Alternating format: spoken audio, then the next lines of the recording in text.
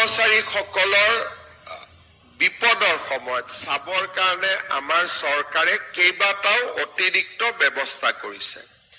আজি আমি নিবিচাৰো, কিন্তু কৰ্মৰত অৱস্থাত কোনোবা চৰকাৰী কৰ্মচাৰী যদি মৃত্যু হয়, তেতিয়াহ'লে তেওঁৰ পৰিয়ালে আপ টু 60 years আজি যি ধৰণে আমি দৰমহা পাই আছো তেনেকে ফুল চেলাৰী পাই থাকিব। পৰিয়ালটোৰ কাৰণে এটা ডাঙৰ ৰিলিফ হয় যে আমি নিবিচাৰো, কিন্তু মানুহ মৰণশীল, আমি কোনেও ক'ব নোৱাৰো কোন কিমান দিন আছো।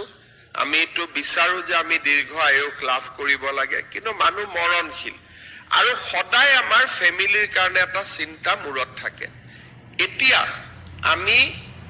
আমাৰ যদি কিবা কাৰণত এনেকুৱা দুৰ্ঘটনা হয়, আমাৰ দৰমহাটো তৎকালীনভাৱে আমাৰ ফেমিলিয়ে পাই থাকিব আমি ৰিটায়াৰমেণ্ট হোৱা দিনলৈকে। আৰু ৰিটায়াৰমেণ্টৰ পিছত তেওঁলোকে NPS UPSত আপোনালোকৰ যেনেকুৱা স্কিম আছে তেনেকে তেওঁলোকে পেঞ্চন পাই থাকিব। আমাৰ চৰকাৰে আৰু কেইটামান কাম আৰম্ভ কৰিছে। যদি কিবা কাৰণত আমাৰ এক্সিডেণ্ট হয়, মৃত্যু হয়, পাৰ্মানেণ্ট ডিজেবিলিটি হয়, তেতিয়াও আমি 1,80,00,000লৈকে আমি উইদাউট প্ৰিমিয়াম আমি ইন্সুৰেন্স লাভ কৰিব পাৰো। ইয়াৰ লগতে আমাৰ চৰকাৰে দিয়া গ্ৰেচুইটি আদিৰ উপৰিও আমাৰ চেলাৰী একাউণ্ট ষ্টেট বেংকত হলে আমি এডিশ্যনেল 10 লাখ টকাৰ, যদি কিবা কাৰণত আমাৰ মৃত্যু হয়, নৰ্মেল ডেথ হলেও আমি 10 লাখ টকা গ্ৰেচুইটি পাব পাৰো চৰকাৰখিনিক বাদ দি।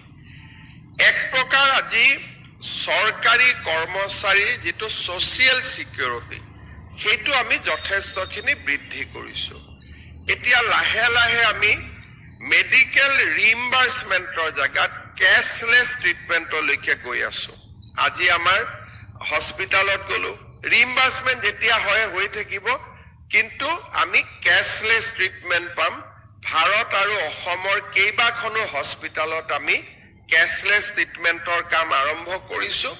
অহা বছৰলৈকে বা তাৰ পিছৰ বছৰলৈকে ই আৰু বৃদ্ধি পাই গৈ থাকিব। নমস্কাৰ, আপোনালোকে মুখ্যমন্ত্ৰী মহোদয়ৰ ঘোষণা শুনিলে যে চৰকাৰী কৰ্মচাৰীসকল আৰু তেওঁলোকৰ পৰিয়ালৰ কাৰণে যিখিনি সুবিধা প্ৰদান কৰিছে, ভাৰতৰ যদি অন্যান্য ৰাজ্যবিলাকৰসমূহ দেখা যায়, কিন্তু তাতকৈ বহু বেছি অসমৰ ক্ষেত্ৰত এক গুৰুত্বপূৰ্ণ সিদ্ধান্ত লৈ কৰ্মচাৰী তথা তেওঁৰ পৰিয়ালৰ কাৰণে যি কল্যাণমূলক আঁচনিসমূহ লৈছে, তাৰ কাৰণে মুখ্যমন্ত্ৰী মহোদয় ধন্যবাদৰ পাত্ৰ।